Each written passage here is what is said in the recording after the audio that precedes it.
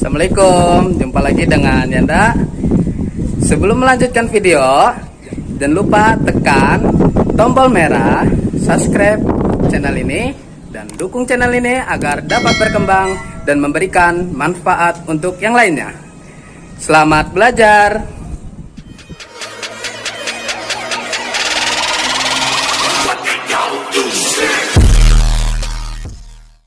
Sebelum kita melangkah ke pembelajaran, alangkah baiknya kita berdoa terlebih dahulu. Berdoa dimulai.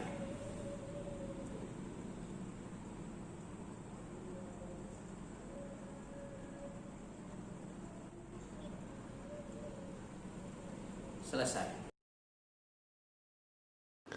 Hari ini kita akan belajar bahasa Indonesia tentang menyimpulkan teks laporan.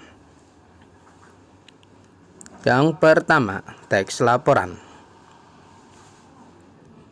Teks laporan juga sering disebut dengan teks klasifikasi. Teks ini hampir sama dengan teks deskripsi, namun yang membedakan adalah sifatnya. Yang kedua, struktur teks laporan. Struktur teks laporan dibagi menjadi dua. Yang pertama, pernyataan umum pada awal paragraf, yaitu berisi tentang kalimat pengantar mengenai hal yang dilaporkan. Di bagian ini disampaikan bahwa benda-benda bisa diklarifikasikan berdasarkan kriteria persamaan dan perbedaan. Yang kedua, paragraf yang berisi aspek-aspek yang dilaporkan, yaitu berisi tentang pembahasan atau rincian terhadap objek yang diamati. 3. Ciri-ciri teks laporan. Ciri-ciri teks laporan dibagi menjadi 5 bagian. Yang pertama, laporan yang ditulis berdasarkan fakta. Nah, laporan ini harus berdasarkan fakta, tidak ada yang dikurangi ataupun dilebihkan faktanya. Yang kedua, bersifat objektif.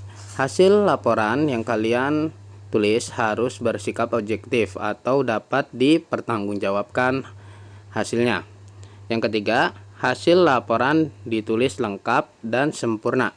Nah, laporan yang kalian tulis harus ditulis lengkap dan sempurna, mulai dari tanggal penelitian dan sampai yang akhir, yaitu kesimpulan. Yang keempat, tidak memasukkan unsur yang menyimpang.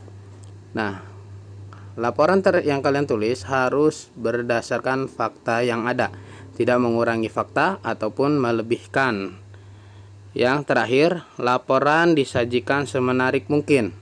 Nah, laporan yang kalian tulis itu disajikan semenarik mungkin, bisa dikasihkan hiasan atau sejenisnya. 4. Langkah membuat teks laporan. Langkah membuat teks laporan ini dibagi menjadi 5 macam. Yang pertama, membuat judul teks laporan berdasarkan objek yang sedang diamati. Yang kedua, membuat kerangka karangan. Yang ketiga, membuat pernyataan umum atau klasifikasi benda yang diamati. Yang keempat, mengembangkan ide-ide yang ada di dalam kerangka karangan disertai dengan penjelasan-penjelasan pendukung yang berdasarkan hasil pengamatan. 5. Membuat kesimpulan. Nah, dari hasil yang kalian tulis itu harus ada 5 langkah tersebut. Kalian ingat-ingat langkah-langkah membuat teks laporan ini. Demikian pembelajaran untuk hari ini. Semoga apa yang telah kita pelajari hari ini dapat kalian pahami. Dan kita akan berjumpa lagi di video selanjutnya. Kurang lebihnya Yanda mohon maaf. Billahi taufiq wal hidayah. Wassalamualaikum warahmatullahi wabarakatuh.